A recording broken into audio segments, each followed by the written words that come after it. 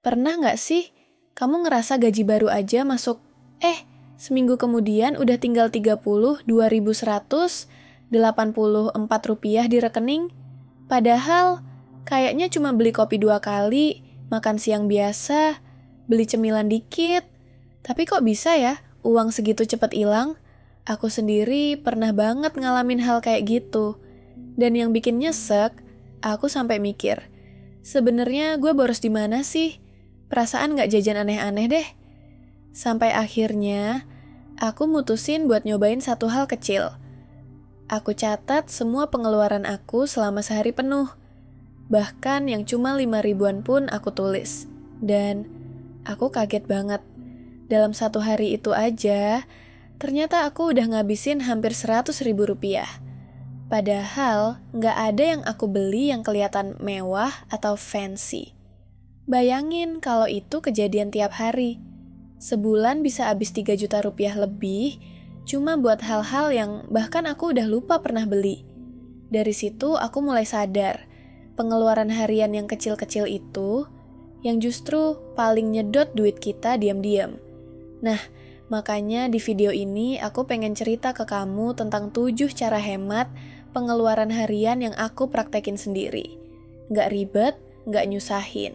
Dan yang paling penting, hasilnya beneran kerasa. Kalau kamu praktekin juga, aku yakin kamu bisa mulai ngatur keuanganmu lebih baik dari sekarang. Pertama, aku bikin aturan uang harian. Aku tentuin batas maksimal pengeluaran per hari. Misalnya 50.000 rupiah. Dan bener-bener aku ambil uang itu secara tunai di pagi hari. Jadi, dompet aku cuma berisi uang segitu doang. Nggak ada gesek-gesek kartu. Nggak buka e-wallet, kalau uang itu habis ya udah, nggak boleh nambah, efeknya langsung terasa. Karena setiap kali mau beli sesuatu, aku jadi mikir 2 kali. Misalnya, mau beli kopi 25.000 rupiah, tapi uang tinggal 50.000 rupiah. Langsung mikir, worth it nggak ya? Nanti siangnya mesti makan hemat. Mau? Akhirnya, aku jadi lebih selektif dalam ngeluarin uang. Dan itu membantu banget untuk kontrol pengeluaran harian. Kedua, aku mulai masak sendiri, minimal 3 kali seminggu. Aku tahu, gak semua orang punya waktu atau suka masak. Aku juga awalnya gitu, tapi aku mulai dari yang sederhana dulu. Nasi goreng, tumis-tumisan, atau bikin telur dadar. Targetku gak tinggi-tinggi, cukup 3 kali dalam seminggu masak untuk makan malam. Kadang aku simpan sisanya buat bekal makan siang.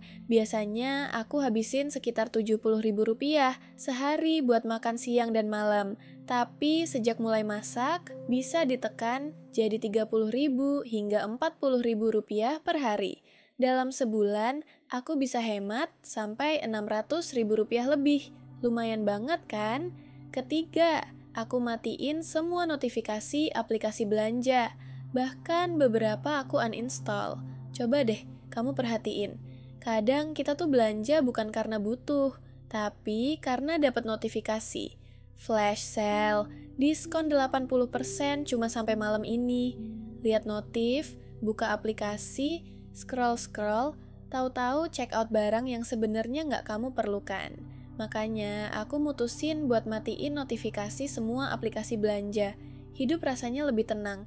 Nggak ada godaan tiba-tiba yang bikin aku beli barang impulsif. Kalau ada barang yang beneran dibutuhin, ya tinggal buka aplikasinya kapan perlu. Bukan karena digoda notifikasi tiap jam. Keempat, aku bikin jurnal pengeluaran kecil. Setiap pengeluaran, bahkan yang receh sekalipun, aku tulis. Contohnya, beli air mineral 4.000 rupiah, parkir 2.000 rupiah, beli gorengan 5.000 rupiah, semuanya aku catat. Dan hasilnya beneran bikin kaget.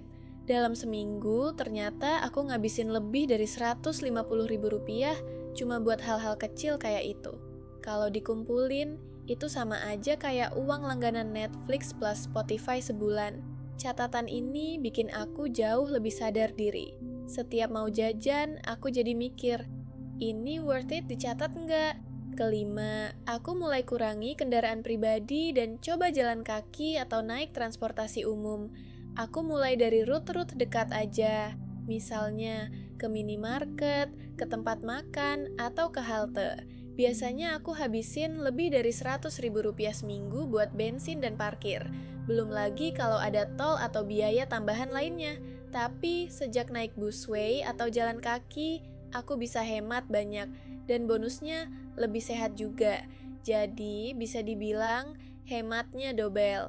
Keenam, aku terapkan aturan tunda 24 jam.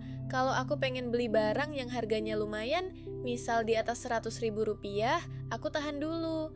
Nggak langsung beli. Aku kasih jeda 1 hari buat pikir ulang. Dan tahu nggak, biasanya rasa pengennya hilang sendiri. Karena ternyata banyak keinginan belanja itu muncul karena impuls sesaat. Setelah dikasih waktu, otak kita jadi mikir lebih rasional. Studi dari Psychology Today juga bilang hal yang sama. Semakin lama kamu menunda, semakin kecil kemungkinan kamu akan beli barang itu. Ketujuh, aku manfaatkan diskon, tapi cuman kalau memang perlu. Dulu aku sering ketipu diskon. Karena harga turun, aku jadi ngerasa harus beli sekarang juga. Sekarang, aku punya prinsip. Kalau barang itu udah ada di list kebutuhanku sebelum diskon muncul, baru aku beli. Kalau enggak, ya udah, skip aja. Diskon itu buat bantu kita hemat, bukan buat jebakan belanja yang enggak penting. Dan dari semua kebiasaan baru itu, perlahan-lahan aku ngerasain hasilnya. Aku enggak pernah lagi ngerasa uang menghilang entah kemana. Aku tahu persis kemana perginya uangku setiap hari. Dan yang paling penting, aku mulai bisa sisihkan uang untuk hal-hal yang lebih berguna. Tabungan, dana darurat, atau sekadar buat liburan kecil. Kesimpulannya begini, hidup hemat itu bukan berarti hidup susah. Bukan berarti kamu harus pelit atau nggak boleh jajan. Tapi, hemat itu soal punya kendali atas uangmu sendiri. Kalau kamu bisa atur pengeluaran harian dengan baik, kamu jadi punya pilihan, mau nabung, investasi, atau sekadar punya rasa tenang karena nggak harus stres di akhir bulan. Mulailah dari hal kecil, tentuin budget harian, masak sendiri beberapa kali seminggu, matiin notifikasi godaan belanja, catat semua pengeluaran, kurangi kendaraan pribadi, tunda belanja selama 24 jam, belanja saat butuh, bukan saat diskon lewat. Kamu nggak harus langsung sempurna. Cukup pilih 1 atau 2 kebiasaan dulu dan lihat sendiri perubahan kecilnya. Kalau kamu ngerasa video ini relate dan bermanfaat, klik tombol like ya. Share juga ke teman kamu yang sering ngerasa, kok uang cepet habis terus ya? Dan pastinya, klik tombol subscribe karena aku bakal cerita lebih banyak tips keuangan yang gampang dipraktekin dan nggak ribet. Sampai ketemu di video selanjutnya.